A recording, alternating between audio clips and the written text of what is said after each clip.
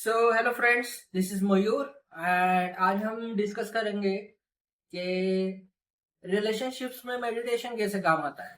So actually meditation करना तो बहुत इंपॉर्टेंट है, ये मैंने अपने पहले वीडियोस में बताया। अब रिलेशनशिप्स कैसे होती है। आप एक इंसान से अटैच हो जाते हो और आपका फ्रीडम जो है, मतलब टोटली आपकी जो मेंटल सिचुएशन है वो एक सामने वाले पर्सन के हाथ में चली जाती है। वो कैसे उसको यूज करेगा, मैनिपुलेट करेगा, आपको कैसे मतलब आप एक चीज से बंधे रहते हो जिससे मतलब आपको निकलना का चांस नहीं मिलता। ये इम्पोर्टेंट है सबके लिए कि अगर आप चाहते हो कि रिलेशनशिप में जाए या फिर आप ऑलरेडी हो किसी मैरिज लाइफ में या something, so it's okay that you can understand कि रिलेशनशिप्स नॉर्मली वर्क नहीं करती जैसे आपने सोचा था। उसमें बहुत अप्स एंड डाउन्स आते हैं। कभी कभी आपको एंगर आता है, कभी कभी हेट्रेड फील होता है, कभी कभी आप सेल्फ से ही क्वेश्चन करते हो कि ये मैंने गलत तो नहीं किया, ऐसा वैसा सब होता है। एक्चुअली अगर आप मेडिटेशन करोगे और डेली रूटीन रहेगा तो आप जिस इंसान से कनेक्टेड हो, जी हाँ, उसको अच्छे से समझ पाओगे। और एक्चुअली क्या होता है, हमारे बहुत सारी थिंकिंग के जो स्टेप्स होते हैं ना, थिंकिंग जैसे जैसे ये होती है एक दूसरे को समझ में आती है, तो आपको पता चल जाएगा कि मूड शिफ्ट, माइंड की जो थिंकिंग है वो शिफ्ट बहुत इजीली हो जाती है। मतलब आज किसी चीज के लिए आप हाँ कह रहे हो और 2 दिन बाद वो करने का मन नहीं होगा तो आप ना कह सकते हो। तो ये जो चेंजेस है वो हम नहीं देखते, वो जस्ट हम ऐसा करते हैं कि हाँ तुमने उस दिन हाँ कहा था तो आज होना ही चाहिए। तो ये गलत है। एक फ्रीडम होता है, हर एक इंसान को अपने फ्रीडम से जीने का हक है। ये फ्रीडम बहुत इंपॉर्टेंट है। आप जब मेडिटेशन करते हो तो आप ये पकड़ पाते हो कि आपकी जो मेंटल स्टेट है वो हर वक्त चेंज होती रहती है। ये ऐसा नहीं है कि ये आपके कंट्रोल में है, ये अपने आप होने वाली चीज है। और जब ये आपके अंदर आ जाता है तो फिर आप सामने वाले को आसानी से समझ सकते हो, आसानी से ऐसे सिचुएशंस को हैंडल कर सकते हो। मतलब मोस्टली आप जो अननेसेसरी ड्रामा है ना, उससे थोड़ा हटकर सोच सकते हो कि ठीक है यार, ये हो रहा है तो हो जाने दो। आप लाइफ को बहुत लाइटली लोगे। अब दूसरी चीज है, जब हम रिलेशनशिप में होते हैं तो सामने वाले इंसान का फ्रीडम भी हमारे हाथ में ही चाहिए। हम बहुत इगोइस्टिक है और हमें वो पकड़ के रखना है कि ये बंदा मुझे छोड़कर नहीं जाना चाहिए, ये ऐसा होना चाहिए, ये अगर गया तो मैं इसकी ये कर दूंगा, ऐसा वैसा। इसे हटा दीजिए। सबसे पहली चीज, ऐसा हो नहीं सकता, इंसान का मन चेंज होता है। जी हाँ। और जो ये स्ट्रक्चर है सोसाइटी का जिसमें हम मैरिज को लेकर बहुत सीरियस हो जाते हैं कि अब ये तो मेरा ही हो गया बस, इससे फ्रीडम बीडम कुछ नहीं। इतना अटैच मत हो जाइए, इमोशनल के साथ बहाइए मत अपने आप को। आप मेडिटेशन कीजिए, आपको समझ में आ जाएगा कहाँ पर रुकना है, कहाँ पर स्ट्रेट फॉरवर्ड जाना है, कितने डीपर उस इंसान का नेचर है। और फ्रीडम तो एक्चुअली में सबके पास है और माइंड की स्टेबिलिटी तो किसी के पास है नहीं। इसको पकड़ के रखिए कि कोई इंसान टिके या ना टिके, आप अपना स्टैंड पक्का रखिए। आप जब अपने स्टैंड पे पक्के रहेंगे, आप जब, ये क्या होता है जब पेरेंटिंग होती है ना, तो हमारी सारी मतलब चॉइसेस वगैरह वो इंडिपेंडेंट नहीं होती है, वो डिपेंडेंट होती है। और यही दिक्कत होती है कि हम हमारा स्टैंड भूल जाते हैं।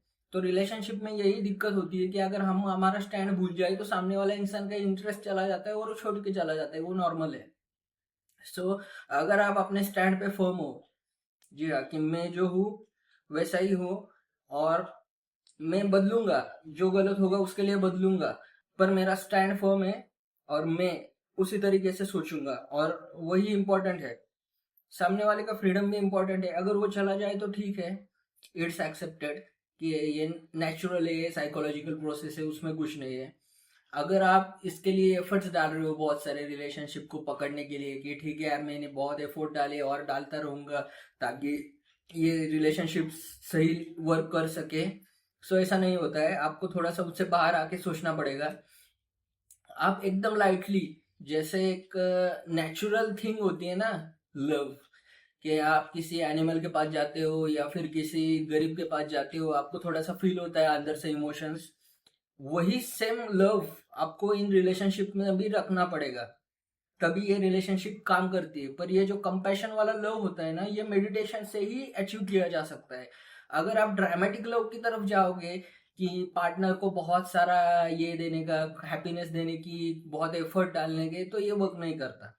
मेडिटेशन इसी के लिए होता है कि आप एक नॉर्मलाइज लेवल पे आ जाओ, ना कि अप एंड डाउन हो जाओ। एकदम नॉर्मलाइज आ गए तो आप उस इंसान को आसानी से पकड़ सकते हो कि ठीक है, मैंने अपने आप से जितना नॉर्मली हो सके उतना एफर्ट डाला, और एकदम फ्रीली मैं सोच पा रहा हूँ कि ये एक नॉर्मल रिलेशनशिप है। एक बंदा मेरे साथ रहता है, मेरे साथ एक लड़की रहती है, और हम दोनों जस्ट अपना फ्रीडम भी शेयर करते हैं और हम दोनों अपनी रिस्पॉन्सिबिलिटीज भी शेयर करते हैं। सो रिलेशनशिप प्रेशराइज नहीं होगी, बहुत अच्छे से एक डिफरेंट एक फूल खिल जाएगा आपके रिलेशनशिप में, बहुत अच्छी प्रोग्रेस हो जाएगी। सो ऐसा मत कीजिए कि आप पूरी तरह से कंट्रोल करना चाहते हैं, ऐसा मत कीजिए। अगर छोड़ के चला जाए, सपोज कोई एक्स्ट्रा मैरिटल अफेयर चल रहा है या कुछ हो रहा है, अगर छोड़ के चला जा रहा है, तो फिर क्या करना? तो ये बहुत बड़ा ब्रेकडाउन होता है। तो सबसे पहले ऐसा समझिए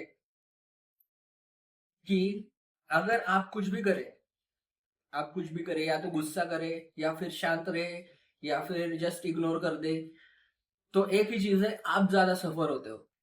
और ये आपके माइंड से कनेक्टेड है, ना कि इस दुनिया से कनेक्टेड है, ना कि उस पर्सन से कनेक्टेड है, या आपसे कनेक्टेड है कि आपके अंदर कुछ तो ऐसा हो रहा है कि जिसके वजह से आप कोलैप्स हो रहे हो। सो ये सबसे पहले इंपॉर्टेंट है। मेडिटेशन से आप यही सीखोगे कि ये कोलैप्स नहीं होना है।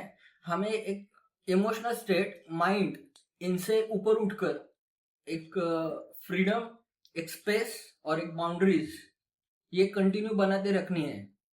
ये अवेयरनेस बहुत अच्छी होती है। जब कोई मतलब ब्रेकडाउन हो जाए या फिर कोई रिलेशनशिप में आ जाए, आप थोड़ा साइड हटके सोच सकते हो कि ठीक है, ये हो रहा है तो मैं अपना थोड़ा बहुत एफर्ट डालूंगा, और just I am existed and that's enough for me. So this is the actual facts behind the meditation for relationships.